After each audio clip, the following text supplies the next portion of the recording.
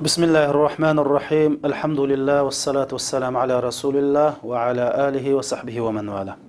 Assalamu alaikum, hürmetli qarindoshlar. Men oldingi darsimda mushu yigitlarimiz uchun, to'y qilmoqchi bo'lgan yigitlarimiz uchun kelgusi ayolini tanlashning, loyiqini tanlashning hayotidagi eng muhim, xatarlik masala haqida to'xtaldim.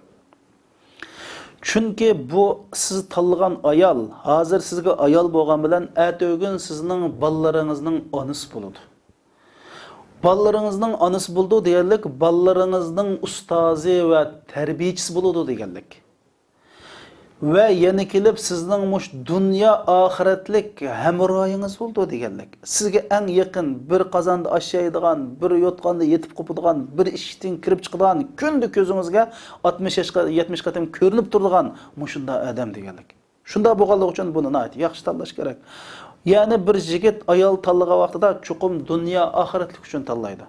Hatta yaxshi ayol, salih, imonli ayollarimiz oxirat ham bizning ayollarimiz bo'ladi. Alloh subhanahu va taolo bu haqda Qur'oni Karimda udkhulul jannata antum va azwajukum tuhbarun. Ey erlar, sizlar ayollaringlar bilan xo'shal xo'ram holatda jannatga kiringlar deyildi dedi. Demak, jannatimiz siz bilan birga bo'ladigan ayol. Shuning uchun bu ayolni tanlagan vaqtida faqat havasga yoki hissiyotga tayinib yoki qalbim ko'nglim tushib qoldi deblam ko'ngil mayliqqa tayiniblam bu ayolni tanlasak bo'lmaydi qarindoshlar. Men birinchi darsimda mush islomdagi oilaning nihoyat muhimligi va o'rni haqida so'zladim. Chunki oila biz islom ummatining tunji hujayrasi. Shuning uchun oila bak muqaddas. Oila sog'lom, bizning musulmonlar jamiyati sog'lom, musulmonlar davlati sog'lom bo'lgan gap. Mush oildan bizningki nihoyat avangard avlodlarimiz dunyoga keldi. Endi bu oila nimadan tarkib topadi? Bir ayol, bir erdan tarkib topganlikdan. İkinci dersimde mush to'y qilishning zarurligi va to'yga adam erishadigan ajr savob haqida so'zladim. Endi bu oila qurildi. Oila qurilgandan keyin bu oilaning baxtlik, saodat ichida yashash va xotirjam yashash, buzilmasin, balla yetim bo'lmasin degan maqsadni ko'z tutib, mush dastlabdan yigitlar qizini tanlab elishi, qizlarimiz yigitga tanlab tegish haqida so'zlab kelib, mush qizlarimizda yigit qizni tanlagan vaqtida shu qizda tepilish zarur bo'lgan ijtimoiy fan olimlari taxminan buningda 70-80 talablarni qo'ygan. Bir yangi men mush talablarning ichidan tanlab eng shariatning ro'yiga uyg'un, eng mos keladigan 10 shartni sizlarga bayon qilaman qarindoshlar. Tünögün 5'ne bayan qilib berdim. Yani biz almoqchi bo'lgan qizda shu 10 shart chuqum tepilish kerak. Buni tepilmasa tavakkul qilmang. Ham yigitlarimiz mush shart tepildigan qizlarni tanlab elish kerak. Mush qizlarning kayniga kirib turib, eshigini oldida o'chirib turib elish kerak. Mushunda bo'lgan vaqtida qizlarimiz o'zining sapasini yuqori ko'tarishga, ota-onalarning qizlarini yaxshi tarbiyalashga onandan otlandi. Vay andaqkan, falan hacimken, falan yaptken, o yaptken, vay epbaqla, boz bola, bomuz, bundaq qilish tugsun Uyg'urlardanda qarindoshlar. Biz yigitlarimiz mushundaq bir qarash kelsak, qizlarimiz chuqum yaxshi tarbiyalanadi. Qizlarimiz mushundaq. Vay uy vakan, mashinasi vakan, qizimninki turmushi neni butun bo'lg'dak deb adam deb berivermay, shu yigitda musulmon yigitda bo'lishdagi shartlar tepilmamdi, buni asos qilishimiz kerak qarindoshlar. Bu bak muhim. Endi shu qizlarimizda tepilish zarur bo'lgan 10 shartlarning birisi musulmon bo'lish kerak dedik. Biz musulmonligini qanday bilamiz? Kiyimidan, gap so'zdan, oilasidan bilamiz. Ikkinchi shart bu ayol solih, fazilatlik ayol bo'lish kerak dedik. Endi solih, fazilatlik ayol ekanligini bo'lishi hammamiz bilamiz. Bak zarur. Mush ayollar haqiqatan erlarni baxtlik, saodatman qila oladi qarindoshlar. Endi solih ayol ekanligini qanday bilamiz desak, kiyib aralashayotgan odamlardan, yurib turishlaridan, kim bilan do'st bo'layotdi, kim bilan berib kelyotdi, kim bilan aralashyotdi, nimaga qiziqdi, tarbiyalangan ustozi kim o? bir musulmon qiz bo'lsa qarindoshlar chuqur bir ustoz bo'lish kerak. Buni bir diniy jihatdan tarbiyalaydigan ustoz bo'lish kerak. Bu muhim. Kimda tarbiyalangan qiz? Mushu haqda mushu orqali solih emasligini bilamiz. 3-sharti sapoliq bo'lish kerak dedi. Endi biz almoqchi bo'lgan ayol bo'lib mush zamonda aqli shu joyida, turmushning zarur ehtiyojlari qarta oz to'la savodi bor, qarish bor bir ayolni elishimiz kerak qarindoshlar. Bumuz bolalarimiz qanday bo'ladi?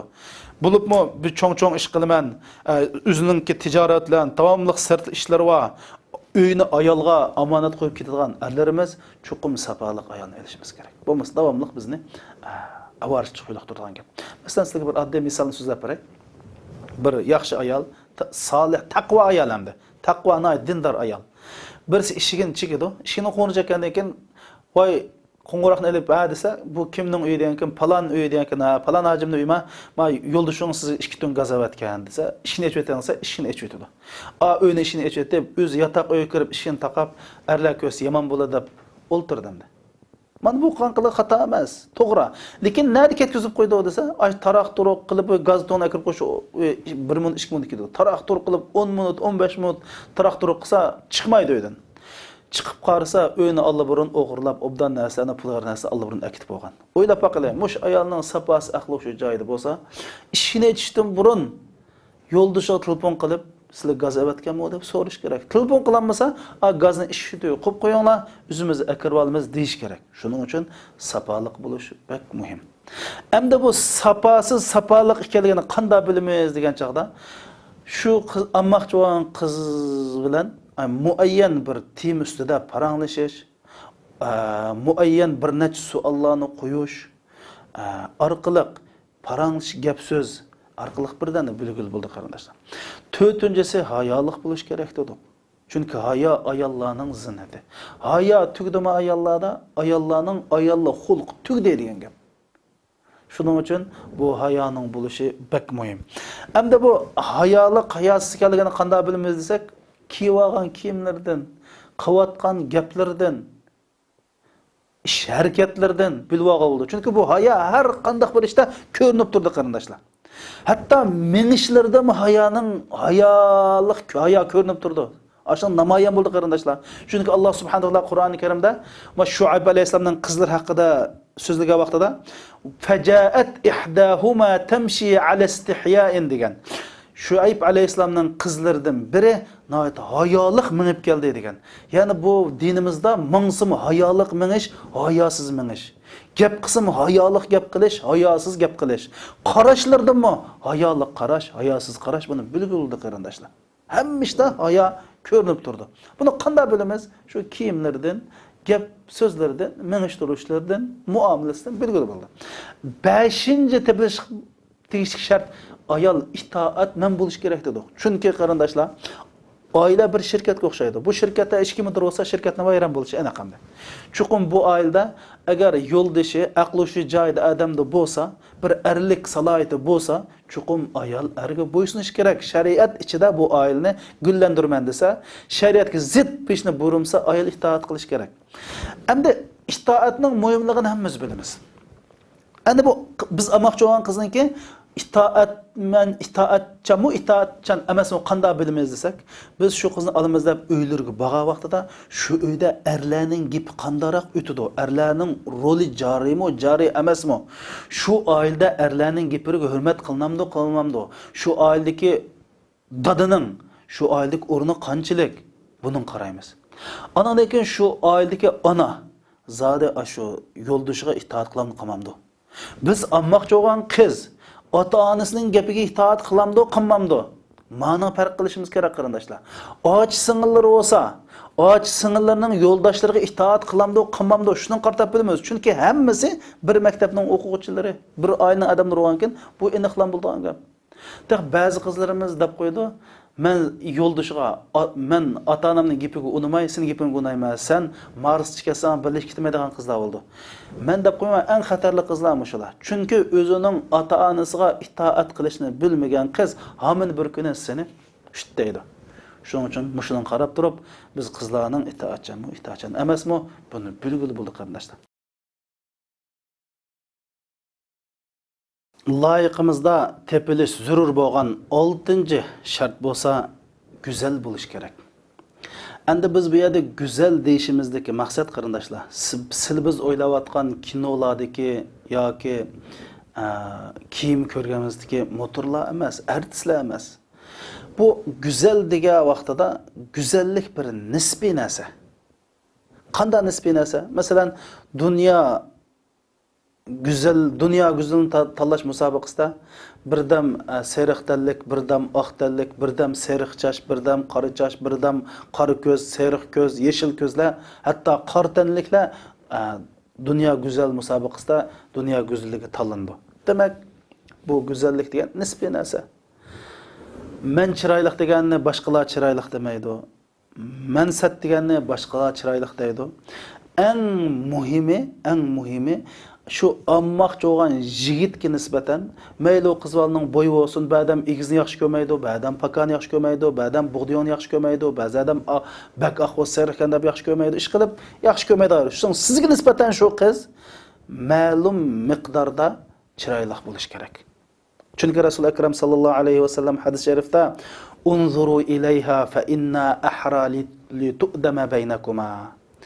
Sizlar ammoqchi bo'lgan loyiqqa ko'zingni yo'g'on ochib qaranglar, chunki ikkinchi nikohinglarning davomlash ishkanlarning aniq ittifoq o'tish uchun bu bak foydasi bor degan.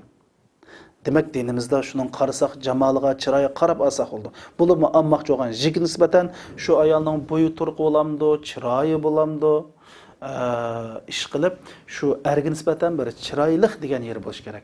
Nima uchun? Chunki o'zi chiroyli ko'rib olgandan keyin sirtdan chiroy izlab yurmaydi, ko'zlarini u yoq bu yoqqa qaritib yurmaydi. Chunki uning nisbatan o'zining chiroyli ayoli bor.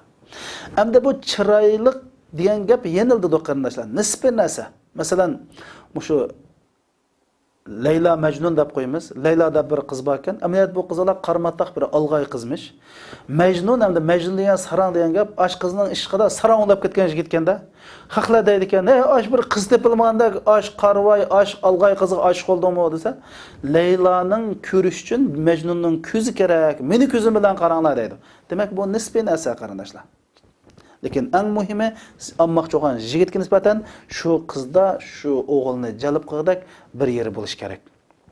Endi bu chiroylikni olgan vaqtida diqqat qiladigan mundaq 3 ish bor qarindoshlar. Birinchisi, u qizning go'zalligi sotsializmchi bo'lmasligi kerak. Ya'ni butun xalqqa, xalq bankasi, xalq bag'ishiga butun xalqlar qaraydigan go'zallik bo'lmasligi kerak. U qizning go'zalligi oilasi uchun, o'zining halol ikki dunyolik juft uchun bo'lish kerak. İkincisi, bu qiz o'zining go'zallik bilan mag'rurlanadigan qiz bo'lmasligi kerak. Shuni ikki o'tgandan keyin, "Voy, sang tegmagan bo'lsam, men tegib aldi odam jiqdi, bu chiroyim bilaman, har odamni tegitim" deb.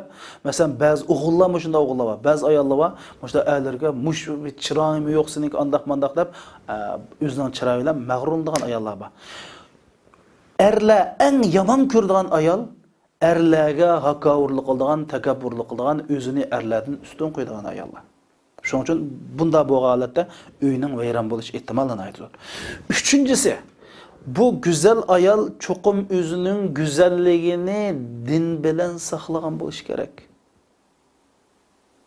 O'zini musulmon deb tor kiyimlarni kiyib, boshqalarni jalb qiladigan shu o'zi hijobli qiz, lekin eng go'zal shaklni kiyinib olgan, ranglik, ta do'ngyalarni do'ng, o'ymatlarni o'ymat, tex nuzayko ishtallarni kiyib, beshig'aloq chib, ko'nak kelmay o'zini musulmon ko'z turgan qizlar.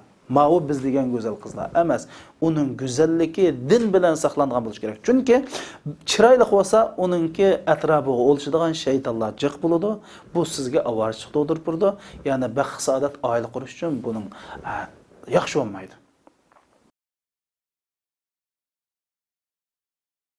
Biz ammoqchi bo'lgan loyiqimizda tepilishga tegishlik zarur bo'lgan 7-shart bo'lsa, bu qizvalninki nasabi. Nasabi deganimiz mush qizning oilasining kelib chiqish tarkibi, oila a'zolari, jamiyati qarindoshlar. U oila paloni hojimning, paloni savdogarning, paloni shanjongning, paloni doktorning oilasi bo'lmasimi, oddiy dehqonning oilasi bo'lsa-mu, a'zolari sog'lom a'zolar bo'lishi kerak, oila a'zolari. Ya'ni mush oiladagi oila a'zolarining o'zaro aloqasi qandoq? Chiqishqoq, bir-biri bilan kuyunishchan oila a'zolarimi? Shu oiladagi ayolning aloqasi qandoq? Shu oiladagi bola bilan ota-ona o'rtasidagi aloqa qandoq? Buni bilishimiz kerak. Rasul akram sallallohu alayhi va sallam hadis sharif shunday deydi: "Takhayyaru linutafikum fa innan nisaa yalidna ashbah ikhwatihinna va ikhwanihinna va akhwatihinna" deydi. Sizlar kelgusi ayollarni tanlanglar. Chunki ayollar odatda o'zining tuqqanlariga o'xshash, ochi-singillarga o'xshash, aka-inillarga o'xshash, o'zining tuqqanlariga o'xshash bolalarni tug'di deydi.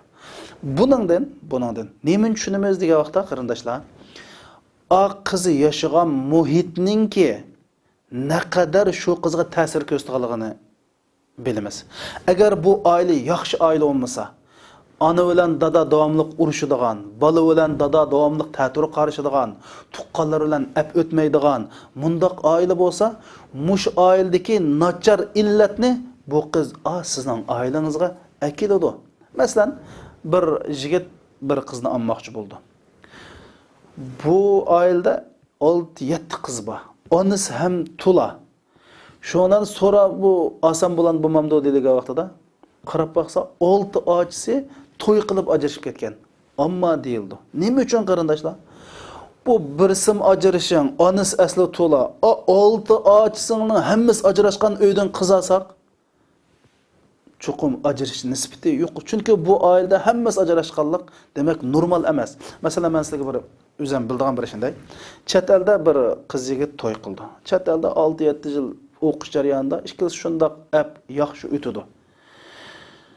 Vatanga borgandakilar jangi jadal boshlandi. Nima uchun desa, vatanda chet el shunda yaxshi qiz, yaxshi o'tayotgan. Vatanga bo'lsa, bu qizninki 5-6 ochillar bor. Ochillari ma qizdek dindor emas. U yerda singlisiga dasvirib, binasi o'gitishga boshlaydi hangi. Ya'ni chuqum biz olmoqchi bo'lgan oilninki kelib chiqish tarafini so'rishdi qilmasak, qat'iy bo'lmaydi. Rasul akram sallallohu alayhi vasallam An-nasu ma'dan kema'adinil fidda va zahab deydi. İnsanlar metal o'xshaydi deydi. Oltinning metali bo'ladi, kumushning metali o'xshash metal bo'ladi. Ya'ni oltin, kumush, tumi, tosh bo'ladi. İnsanlar mana shunga o'xshaydi deydi. Bunda degandan ba'zilar metallarga bir tumi, oltinning zalti bo'lgandek, binas aralashgandek bunda ba'zi insonlarga kelib chiqish sap bo'ladi, oltinga o'xshash. Ba'zilarning kumush kichik bo'ladi. Yani demek insanlar metal o'xshaydi, o'xshamaydi oila kelib chiqishi degan. Biz tanlagan vaqtida mushunda tanlamasak, oilada ota-ona yaxshi bola tarbiyalashni bilmaydigan oilada cho'ng'igan qiz chuqum o'zining bolasini shu ota-onasidan qilib qolgan tajriba bilan tarbiyalaydi qarindoshlar. Bu shu oilada urushqoq, onasini ayt urushqoq, to'lga qildigan, erlarni ko'zga ilmaydigan, erlarning davomli og'zini g'irishgan oila cho'ng'igan qiz chuqum bir yerlardan onasini tortadi. Chunki shu muhitda cho'ng bo'ldi, shu turmush degan shunda deb bildi. Shuning uchun mush oila kelib chiqishi boy bo'lish shart emas, nihoyatda mashhur hammadan bildigan oila shart emas. Chuqum sağlam bo'lishi, tuqqanlari ato'g'in bu oiladan tuqqan bo'lamiz. Bir yerda o'ltirsak, birisi bangi, birisi aroqkash, birisi qo'ymichi bo'lsa, bolalarimiz mening tog'am kim bo'lmau desa, hatto bolalarimizni o'ltirsak, ularning qilgan ish harakatlari tuqqan bo'lgandan keyin chuqum bolalarimizga yomon ta'sir oldi. Ondan bolalarımı qarab baqsa, ya tağısının ya tuqqanning ya bir tayini yo'q balla bo'lib qolsa, demak buning mas'uliyati kimga? Mushu silbisi bo'ldi. Shuning uchun mushu kelib chiqish deganimiz o'zi pokiz, oila a'zolari ittifoq, bir tuqqanlari bir barmoqni to'xtog'dak barmoqlansan tuqqanlari bo'lsa, bu oila uchun, kelgusimiz uchun nihoyatda yaxshi qarindoshlarimiz. Endi bu oilaning nasabini qanday bilamiz degan vaqtida qo'shnilardan az to'g'ri so'rash orqali to'y qilish jarayonida tunishib, bir qatam uyga chaqirib, bir qatam uyga berib, tuqqanlar bilan ko'rishib, suhbat orqali bu qizlarning, bu aileniki, biz amoqchi olan loyihaninki ailesining nasibini uqqul bo'ldi qarindoshlar. Loyihamizda tepilish zarur bo'lgan 8-shart bo'lsa, pokiz bo'lish kerak. Biz amoqchi bo'lgan ayol, qiz o'zininki shaxsiy tozaligi, oila tozaligi, kiyim-kechaklari mushtatdan pokiz bo'lish kerak. Men bir necha qarindoshlarning uyiga bordik. Uyda bir xil yaxshi puroq yo'q. Hatto ba'zi uylardan kichik bolalarning sudigining puroq kelayotgan. Bu bir musulmonga loyiq ish emas. Hozir sudi suba, juydigan supumba, bolalarga qo'ydigan kichik bolalarningki sivatmaslik uchun sudigininki uyabiga siyib qo'ymasdan qo'ydigan narsa bor. Mushunda qalatdimi uylar sudik burayotgan. Bir qatim bir yerga mehmon chaqadi qarindishimiz. Ana mehmon chaqagandan keyin bir necha kun burun chaqadi. Uyga berib, hatto ishni tuyda ishni mehmon keldi degan keyin bir necha minutdan keyin ochdi. Yana uy kirsak, mehmonxonasida u yerda bir paypoq, bu yerda bir narsa, o'ylab baqida qarindoshlar. Agar mehmon chaqagan chaqda uyning ahvoli paypoq u bilan tursa, mehmon chaqamagan chaqda ertaga ishingizdan paypoq chiqish mumkin. Shuning uchun ma ayollarningki pokiz bo'lishi, dinimizda pokizlik imonning yerimi deymiz. Yemak, ichmak shuning qo'ldan tamoq yeymiz, kenchi bolalarimiz shuning qo'li cho'ng bo'ladi. Masalan, men hali bir dangliq odamni bilaman. Davomli bol ko'tarib chiqdi, bolasi qarasa, bolalarining kiyimi arang-parang turgan. O'zi mashhur, yuqori oliyjanob esil odam. Hatto men noati yaxshi bir isli odam ayoli bilan faqat mushu pokizlik jihatdan kelishmay ajrashganligini bilaman. Mushu ayollari, erlari ikkinchi ayol olgan bir necha oila mening ko'z tush jarayonimda mush oilaning to'lisi mush tozlik ahamiyat bermagan oila.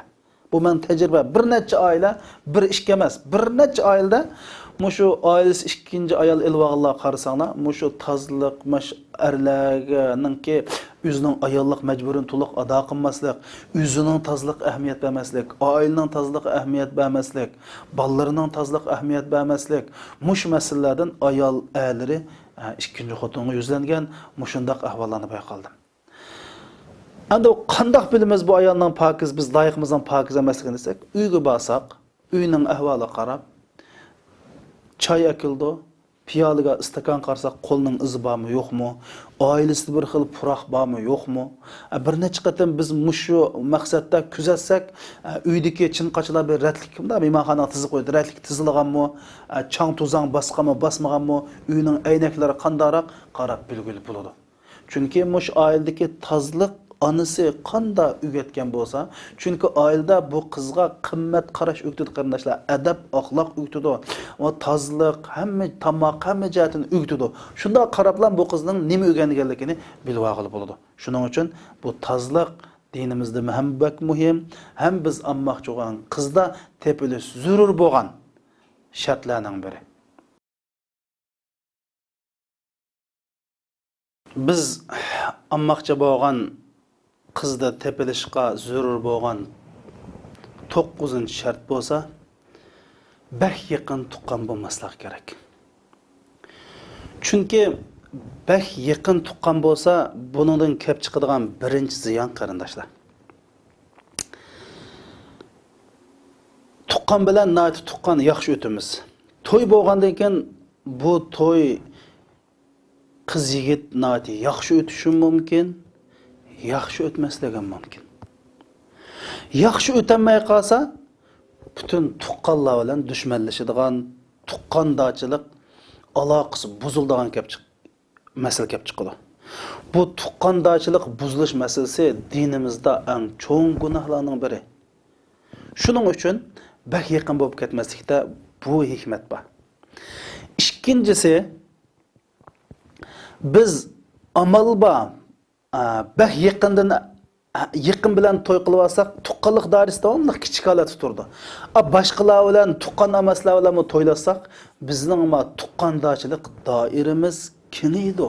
Bu islomda nihoyat yaxshi ish. Üçüncü ish bo'lsa, qarindoshlarimiz,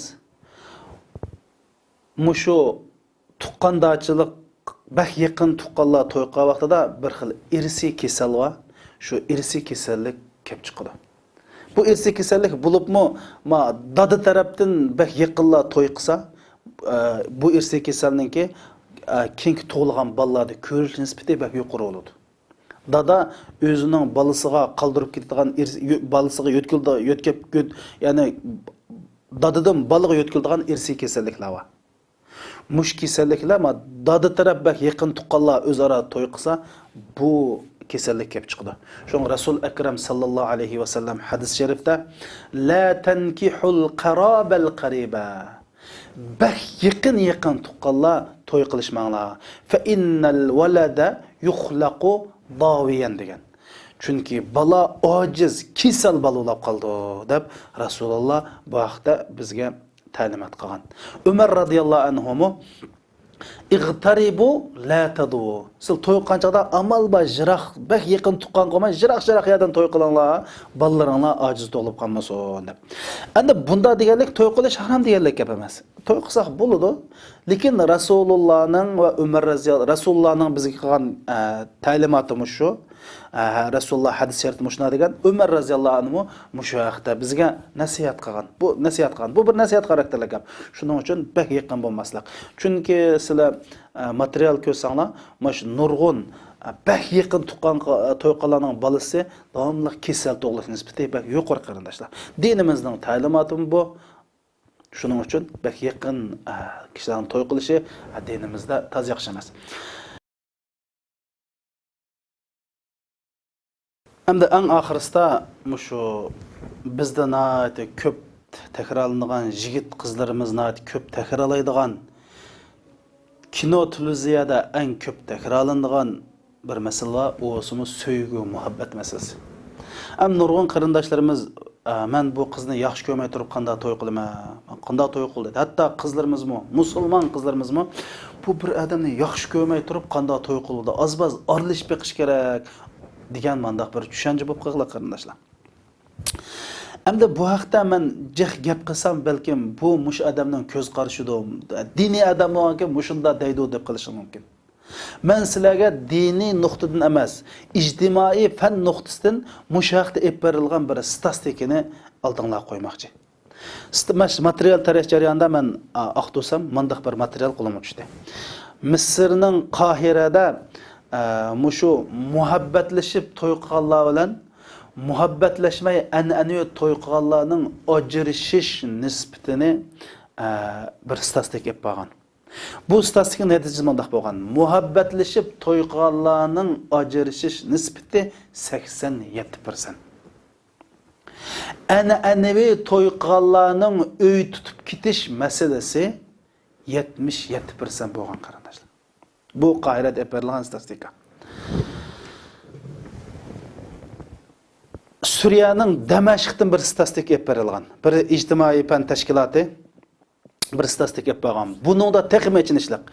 Muhabbatlashib to'y qilganlarning ajrishish nisbati 93%. An'anaviy to'y qilganlarning uy tutib qilish nisbati 90%. O'ylab baqilay qardash. Nima degan zo'r farq. Ya'ni muhabbatlashib to'y qilganlarning 10 oyda olsa 9 buzildi degan gap. Nima uchun qarindoshlarimiz? Aldı bilan hammamiz bilamiz, to'y qilishdan burun muhabbatlashish Allohning shariatiga xilof. Alloh subhanahu va taolo bizni baxtli bo'lsin deb yaratgan Alloh qanday qilsak baxtli oila qurishimizni biladi.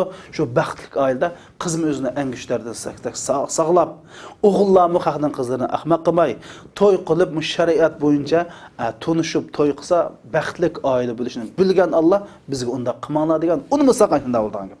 Ikkinchisi hammamiz bilamiz, bu muhabbat degan gap bir odamning havisiga, hissiyotiga aloqador bir ish. Odamning hissiyoti o'zgarib turadi, yuragi o'zgarib turadi. 5 yil burun bir xil kiyimlar moda bo'lib shuni yaxshi ko'rib kelgan. 5 yildan keyin uni kiymas ulab qoldik. 2 yil burun bir xil qizlarga bir xil kiyim modati. Shuni qizlar yaxshi ko'rgan. Hozir yaxshi ko'ramni qarindoshlar. Chunki yaxshi ko'rdim degan gap bu muhabbat, yaxshi ko'rgan qiz yigitning ko'zi ko'r, quliq anglamas, tili yaqama solab qoldi. Hey, mening axloqi qandoq ekan? Mening oila kelib chiqishi, mening diyonati, mening saposi desa, voy unda degan bilan mandaq, anda degan mandaq deb bu ko'maydi. Qizmi ko'maydi, yigitmi ko'maydi. O'shan muhabbat deb o'ygirib, to'y qilib bir o'y kirgan ekan, kayni-kayndan mazbaqdek chugilib chiqqan ekan, ajrashadi shu. Oldu bilan Allah'ın kanunu boysunmanken bu ailede Allah haqiqiy muhabbatni qilmaydi. Bu ailede bereket bo'lmaydi. Şuna bilan bu aile buzuldu. İkincisinden mana bu biz degan o'lchamlarga diqqat qilmay, faqat shu muhabbat so'ydim, ko'ydim deb boshlasa, hech narsani ko'rmay, hech narsaga diqqat qilmay to'y qilsa, oila vayron bo'ladi qarindoshlarimiz. Yana kelib qiz yigit muhabbatlashish jarayonida birinchisi Allohning shariatiga xiloflik qildi. Ikkinchisi o'zining go'zal yerlarini ko'z chiqarishdi. Çünkü muhabbet jarayonida ikki yil taraf shunday qildi. O'g'illar saxiy, mard, nochi, shunda qizlar kuyindigan, hurmatlaydigan bo'lib ketdi. Qizlar noit, nozin, go'zal, pok noiti, zot ashlini yaxshi ko'rib qolganligining ikkinchi qatim bir yigitlar yaxshi ko'rib qolsa seni shu gap, 3 yigitlar yaxshi ko'rib qolganligini deydi. Uchinchi qatim muhabbatda seni ash yigitlar hammadan bak yaxshi ko'rgan deydi. Shundan to'y qilmay turib nurg'un tajribalarni oladi. Shun hatto ba'zi qizlarimiz ipitini yo'qotadi, necha odam bilan tumshiq yolishadi. Shun to'y qilib qolgandan keyin selish turishga boshlaydi. Hammamiz biz muhabbatlan real turmush, osmon zamin farq va boshqa narsa, oila qurib bir uy kirish boshqa narsa, muhabbatlash degan bu atalmış yalğancılık başka narsa qarindoshlar. Endi unum qo'yib, bunu qo'yib biz Alloh subhanahu va taolaning Qur'oni bilan hukm qilaylik. Qur'on nima deydi mush to'g'riliq qarindoshlar? Allah subhanahu wa ta'ala deydi: "Wa min ayatihi an khalaqa min anfusikum azwajan litaskunu ilayha wa ja'ala baynakum mawaddatan wa rahma" deydi. Allohning qudrat kamolini ko'rsatadigan paklardan biri Allah sizlarning o'zinglarning vujudinglardan ayollaringni yaratib berdi. Ya'ni ayollar sizlarning bir parchasi. Nima uchun sen litaskunu ilayha sizlar xotirjamlikni bir xil jimjitlikni, bir xil rohatni shu ayolning yanida tepishinglar uchun sizlarga ayollarni yaratib berdi. Va ja'ala va qildi sizlarning oranglarda, ya'ni er ayolning oralig'ida Alloh muhabbat so'yguni qildi deydi qarindoshlar. Allah subhanahu wa ta'ala to'y qilgandan keyin chuqum muhabbat bilan so'ygini qildiganligini deb aytadi. Hey, biz mu'min, musulmon, ummat islom bo'lgan ekan Allohning gapiga ishoninglar qarindoshlar. To'y qilsang, sen o'zingni pokiz saqlab, shariat xiloflik qilmay, to'y qilsang Alloh to'y qilgandan keyin chuqum muhabbatni qildi deydi. Nurg'un qiz yigitlarimiz bor. Mush kino, e'lon, tashviqotning ta'siri zaharlanib, bu qonda o'rilish bo'lmay, muhabbatlashmay bo'lmay to'y qildi deydi. Ey, ma'uy, saxtpazlik, yalğancılık canım qarindoshlarimiz. Uyg'onaylik, qalbimizni silib o'taylik. Hey, bizning ata-onamizga an'anaviy to'ygan bo'g'illarimiz qarab boqaylik. Ajrashish nisbati 15% dan oshmaydi ekan. An'anaviy bizning ajdodlarimizda hatto burunqi shu 80-yillarda, 70-yillarda chiqqan gazetda bir davlatningda shunday yozibdi. Hozir davlatningki mushu oilishi xatarda. Chunki ajrish nisbati 15% yetib ketdi deb, ajrish nisbati 15% yetgan davlatning gazetlarida bu ishning xatarli ekanligini yozgan. Hozir 93%, 87% degan statistikalar chiqyapti qarindoshlar. Osh ota-onalarimiz, an'anaviy to'y qilgan ota-onamiz shunda baxtli oilani qurib bizni cho'ng qildi. Osh an'anaviy to'y qilib bizdek so'rishib, siz bizdek so'rishib shumay, an'anaviy islomcha to'y qilgan oilalar, bo'g'illarimiz shunda baxtli to'y qildi. O oilada erlarning haybati bor, ayollarning izzati bor oila tug'ishlar. Biz mana g'arbga qarab boqaylik, atalmış muhabbat, so'ygu degan kinolarni ishlab beşimizni, kallamizni gaz qilib atgan, saran qilib atgan shu kinoni ishlagan davlatlar qarab boqaylik, oilalar vayron emasmi?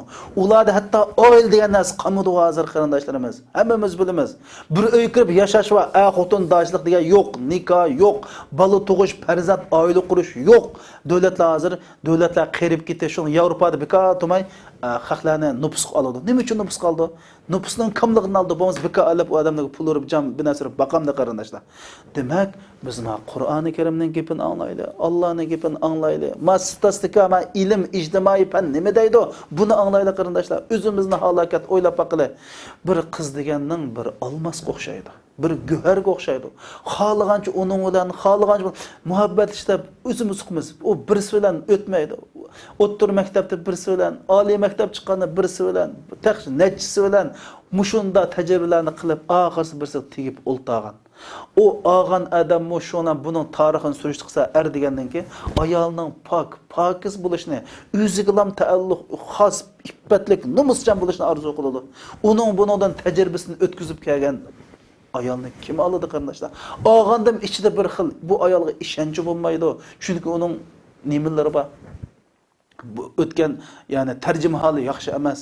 Shuning uchun mana ajrashishim men demadim, ilm fan bilan statistika ijtimoiy fanning natijasi mushundaq chiqadi qarindoshlarimiz. Men sizlarga bo'lgan bir voqealikni deb beray. Masalan, bir qiz bilan bir yigit musulmon islomning ro'yiga asosan boshqalarning tanishtirish bilan tanishib, undan keyin o'zaro bir ikki qatam uchrashib, cho'nglar kelishib bu qizga choy akirdi.